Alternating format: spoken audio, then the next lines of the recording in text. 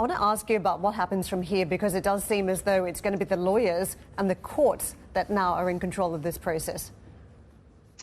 That's a great question. I think it really comes down to whoever blinks first. I suspect that behind the fake accounts issue is really a desire to greatly renegotiate the price of Twitter, especially given what's happened to technology shares over the last couple of months or so.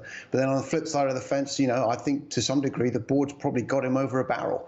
And so, you know, legally, they've probably got a very strong case. So I suspect what may happen is there may be a bit of give on the price that he has to go through, and he goes through with it at a slightly lower price, or perhaps he just walks away and pays the $1 billion. I think those are the two most likely options at the moment. Richard, if we can just explore the first option there, renegotiation.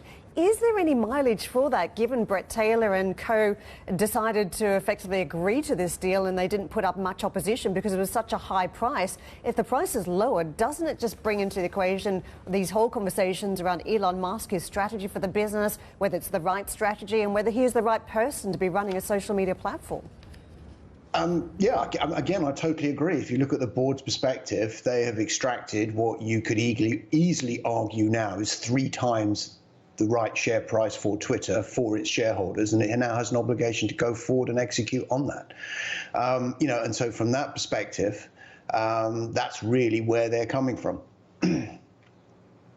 With a shareholder, what would you do at this point then? Hang on? No, to be honest with you, I mean, back when it was the price was 48. Our view, if I held the shares, which I don't, I would have sold it then. If I hadn't sold it then, I would sell it immediately. The reason being is there is still a disconnect between the fundamentals and the share price, which is, if you look at where some of the technology sector has gone over the last couple of months, you could put Twitter's valuation somewhere between $13 to $15 billion, which is around about roughly 50% below even where the share price is today. And so, you know, I still think it's a great deal to get out right now.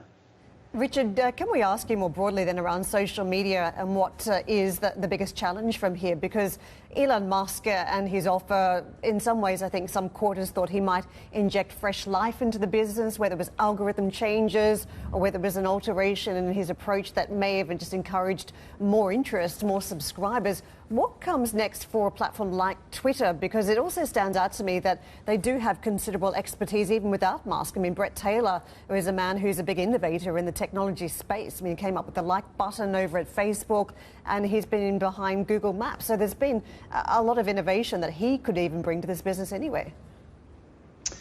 Yes, the problem is, of course, is that, you know, Twitter has failed to innovate for at least the last 6 years or so.